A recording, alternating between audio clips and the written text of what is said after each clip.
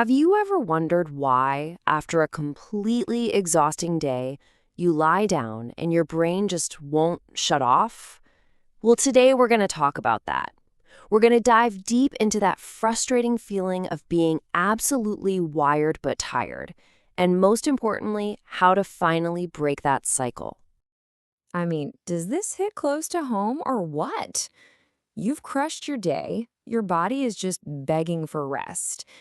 But the second your head hits that pillow, bam, your brain decides it's the perfect time to light up like a Vegas casino sign. It's replaying every conversation, planning tomorrow's to-do list, and just buzzing with this weird, anxious energy. This, right here, is the heart of the wired but tired problem. So, what is actually happening inside our bodies? Well, to get it, we need to look at the machinery of our nervous system. And I want you to think about this less like a mood you're in and more like, well, like a mechanical failure. It's like your brain's throttle is literally stuck in the on position. And here's the official term for that feeling. It's this complete mismatch, right? Your body's cells are running on empty, but because that throttle is stuck, your brain is still on high alert, scanning for threats, ready for a crisis. This state of hyperarousal is the wall standing between you and the deep, restorative rest you're craving. I love this slide because it makes it so simple. Think of your body as having two operating systems.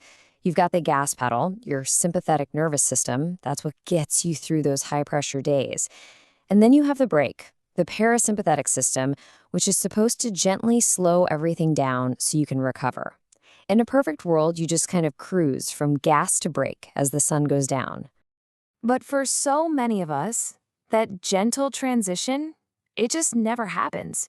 The chronic stress of modern life, work, family, you name it, basically jams that gas pedal to the floor. And get this, a 2021 study in Nature Communications found this actually rewires our brain's arousal centers. So instead of shifting into recovery mode, our brain just stays revved up. Your throttle is literally stuck open. Oh, so this high alert state, it doesn't work alone. It has a partner in crime, a chemical accomplice, a hormone that ends up acting like an unwelcome, invisible ghost in your bedroom, keeping you wide awake when all you want to do is sleep. And that ghost's name is cortisol. Now, cortisol gets a bad rap, but it isn't inherently evil. It's actually what gives you that burst of energy to get out of bed in the morning. The trick is its rhythm. It's supposed to rise with the sun and then gently fall all day long, hitting rock bottom right around bedtime. But for people living these high-stakes, high-output lives, that natural curve gets all messed up. Sometimes it even reverses. You know that second wind you get around 9 or 10 p.m. when you're still answering emails? That's not a good thing. That's a destructive evening cortisol spike, and it becomes this biological ghost haunting your ability to get truly deep sleep. And this is the real damage it does. Even if you do manage to fall asleep, that high cortisol keeps your sleep light and choppy. A 2022 study in the journal Sleep actually confirmed this. You never get to that really deep, delicious stage 3 sleep. And that's the phase where your brain literally cleans house, washing away toxins. It's why you can clock 8 hours in bed and still wake up feeling like you've been hit by a truck. So, we've got a stuck gas pedal and a biological ghost. But there's one more piece to this puzzle, and it explains why your brain is so confused about what time it is. The fancy term is circadian misalignment. Basically, deep inside your brain, you have a master clock, and its one job is to sync up with the sun. It uses light as its main cue to tell your entire body, hey, it's time to be awake, or, okay, time to wind down. But here's the problem. Our modern world sends absolutely terrible signals. We spend our days inside in dimly lit rooms, which whispers to our brain, maybe stay a little groggy. Then, We spend our evenings under bright lights or staring at screens, which screams, "It's still daytime, wake up." So at 9 p.m., when you're trying to relax, your brain genuinely thinks it's the middle of the afternoon and keeps blocking your sleep hormones. And just look at how huge this problem is. A 2023 study from JAMA Network Open found that adults with high-pressure schedules are a whopping 50% more likely to have their internal clocks completely out of whack with the sun. It is a massive and mostly hidden reason we all feel so wired but tired. So that's the bad news: a stuck throttle, a ghost hormone, and a confused clock. It sounds pretty grim, right? But the good news is we actually have a set of biological tools we can use to manually hit the brakes and take back control. And the key idea here is something called the micro transition. Look, you can't go from 100 miles an hour to zero in a split second.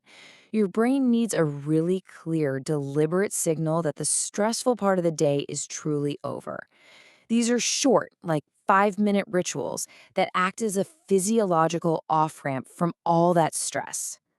And here is one of the most powerful and fastest tools you can use: the physiological sigh.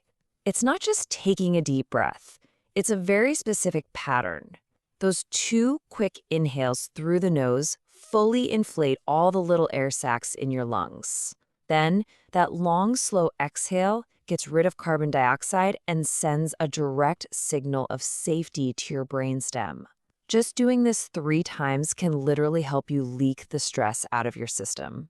So, besides that quick breathing reset, what other levers can we pull?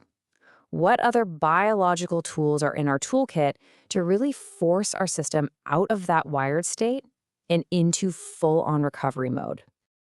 Well, there are 3 that are incredibly effective because they work directly on your body's physiology. We've got non-sleep deep rest, a super simple cooling hack, and a way to offload all that anxiety that keeps your mind racing at night.